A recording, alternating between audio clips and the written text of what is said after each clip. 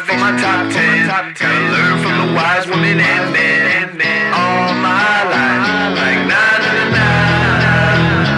9. For my top 10, top 10, 9 and 9. This one's for my top 10. Successful people have great habits. Unsuccessful people have lousy habits. Habits like smoking, drinking, taking drugs, watching too much TV. You see, successful people are where they are today because of their habits. Habits determine 95% of a person's behavior. Everything that you are today, everything that you will accomplish in the future is determined by the quality of the habits that you form. What I found that is the very best people have the best habits. You see, successful people are simply those with successful habits. Successful habits could be getting up in the morning, meditate, reading, exercising regularly. How many of these habits do you have? I'm just an introvert. I'm not good with people. And I'm just like, it's okay. I don't like to talk. I'll just be like that. Right? You use that as an excuse. You use that to stay in your own bubble. You use that to stay in your own shell. Guess what? Believe it or not, I was a very, very shy person. I was an introvert. I was the kid. When I was going through high school, I had no friends. I didn't want to talk to people because I couldn't speak the language. I was so afraid. Even now, sometimes when I go to meet a lot of people, I still sometimes have that little bit of awkwardness. It's normal. But I don't let that hold me back. I know if I want to be more successful, if I want to be rich, I have to get outside of my comfort zone. I have to overcome my shyness. That's how I could do what I do. So don't use that, your personality, as an excuse to hold you back. When you are successful, you actually experience failure much faster, much more on a daily basis. But it doesn't matter. Because the ones that said yes, that's what builds your business. That's what helps you to achieve your goals. So from now on, I don't want you to think the word failure. I want you to replace the word failure from your vocabulary, from your mind. Instead, use this word, feedback. It is feedback, not failure. It's simply feedback from your customers, from your prospects, from your clients, from the marketplace. Hey, maybe this offer is not what we want, or maybe the price point is not something that they are comfortable with, or maybe the way that you articulate, share your message, you communicate the value, it doesn't resonate with the prospects of the marketplace. Every single action that you take, you're gonna get some, not failure, you're gonna get some feedback. Then you're gonna be able to pivot. You can make changes to your approach. You're gonna learn something from it. So next time, you're gonna do it just a little bit better. And knowing this, the more feedback that you get, the faster you get those feedbacks. We'll talk about fail forward, right? Fail fast. Forget fail fast, it's getting feedback fast. Knowing, hey, this is a waste of time, this doesn't work, no problem.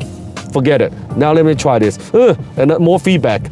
Maybe don't like the feedback, but that's okay. It doesn't work. I know I don't need to waste more time. And then boom, hey, the marketplace, my customers, they like this. Perfect.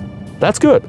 Now that's the feedback that you want. And communication skills come in many forms. I'm talking about writing their email, or writing their social media post, or conducting that meeting, or speaking one-on-one, speaking on the phone, talking with a prospect, or even speaking to large groups of people.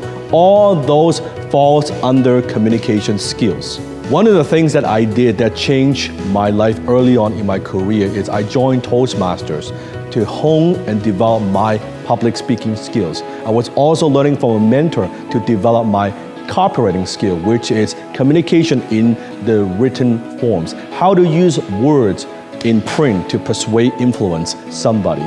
So all successful people, they have this one thing in common, the ability to influence, persuade, and inspire other people. Do you worry how people perceive you? You know you want to do something, but what would people think of that?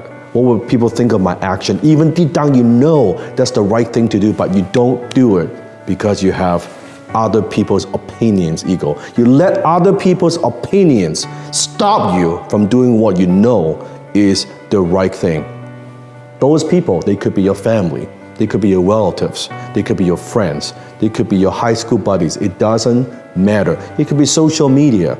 You're uploading a video, you're posting on social media, you're making noise, you're getting attention. Suddenly you get a few haters, guess what? You stop. People don't care about you. Haters and trolls will add no value in your life, and some keyboard warriors, some losers, post a comment and you're like, ooh, I guess that hurts my feeling. And you stop doing what is right. You stop doing what is gonna make you successful. Stop. Stop worrying about other people's opinions. It's just their opinions. It doesn't matter. Critics, haters gonna hate. It doesn't matter. You do what you know is right. When you're going through the adversities, when you're going through all these things, not only put some distance, but another thing that you could do is talk to someone that has already gone through that. One of the things that I'm very fortunate because I have a lot of peers, very successful mentors, people around me that whatever adversity, even today, that I experience, bad shit that happens, right? Which I still do. That, maybe like I would feel frustrated. I would feel like maybe I'm not so sure what to do. But I would talk to someone. They say talk to my mentor, and he will laugh and say, yep, I experienced that 30 years ago, 35 years ago, and here's what you need to do. And they would share with me my perspective. Suddenly, I don't feel so bad, because what happens is when you experience any kind of problem, any kind of adversity, you think you are the only one in the world that's experiencing this. Not true. I could tell you from experience, a lot of people have experienced the same things. You're much luckier. At least you have a YouTube channel that you could come visit and see and get information and get insights. I didn't have any of that back then. Mark Cuban reads 3 hours a day. Bill Gates reads at least 1 hour per day. I go through 2 to 3 books per week for years now. I'm still constantly learning all the time. And I'm not just talking about reading a book. It could be listening to a podcast, talking to other successful people, getting coaching from your mentors. But successful people, we're always learning and growing, and we never stop. One time I was asking a very successful person out for lunch. He's been very successful for so many years. He's in the merger and acquisition space. He's had multiple successful exits, sold multiple companies at a very young age. When we sat down and we're sitting across each other, and when we had that meal, the first thing that he did is he pulled out a journal and taking notes and started asking me questions, learning. I was the one who wanted to learn from him, but it turns out into a learning session that he's learning from me. I'll never forget that. Because you see, the more you know, the more you realize you don't know. The less you know, the more you think you know. If you want something done, you gotta do it yourself. Wow, they'll never do it as good as the way that I do it. Or I don't trust him, or I don't trust her. If you want something done, you gotta do it yourself. What you're really saying is, I don't trust other people. That is ego. That's a form of ego that holds you back. Because nothing great is accomplished just with one person. It requires other people. It requires teamwork. So the do-it-yourself ego, this is probably one of the most common egos that hold most people back, that hold most entrepreneurs back, that's holding them back from going to that next level because they are control freaks. They have this massive do-it-yourself ego that's holding them back. Now, my whole life, I've only had one job in my entire life, working at a supermarket for 1 year. One day I walked into the supermarket, my manager was yelling at me, calling me names, and I got so fed up with it. I said, hey, you. And I walked out. I went home and my mom saw me and she asked me, oh, how come you got off work early? What happened? I said, no, I quit. I don't want to work anymore. It is stupid. It's a waste of time. And my mom was so concerned and so worried. Back then I was making just minimum wage with that job. Now, do I recommend that you do this? You walk into your manager's office, your boss office and say, hey, I quit. I'm gonna now start a business. I'm gonna do something else. No, because I put my mom through hell. I put myself through hell. Looking back, would I have done that? I'm not so sure. Now, I burned a ship. I got that. But what I realize is most people are not quite ready for that, or they don't have that tenacity to make it happen just quite yet. So if you're thinking about quitting, if you don't like what you do, and you're frustrated with the people you work with, or you don't like your job, you're not passionate about it, what you need to do is you need to have some kind of a skill set first. What I call high income skill.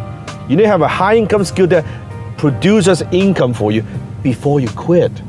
Wouldn't be a smart idea, because when you quit today, let me ask you this: how are you going to pay your bills? How are you going to get income coming in? How do you know the new thing that you're doing is going to work? How do you know? You don't know. So a much smarter way to approach this is to develop your skill first. So when you have a skill that you are selling, you're offering to the marketplace, and you're actually getting paid, you're making money. And I believe the best way to do this is when your high income skill makes you twice as much money compared to your current job that you have right now, that's when you can quit. Then you can do this full time. If you're down right now, if you're not where you want to be right now, if you're not successful right now, don't worry. Because the signs of success are not obvious.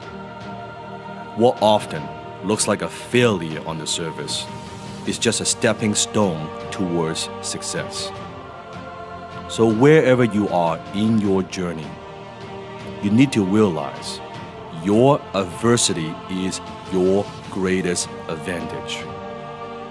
Your pain is your greatest tool.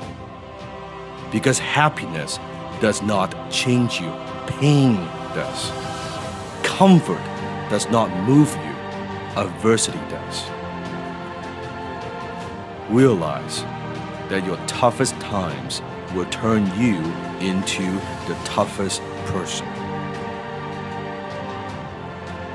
What doesn't kill you will make you stronger. Don't hide your pain. Don't run away from your struggles. Use it. Turn your pain into fuel. Turn your failures into motivation. And never, ever give up.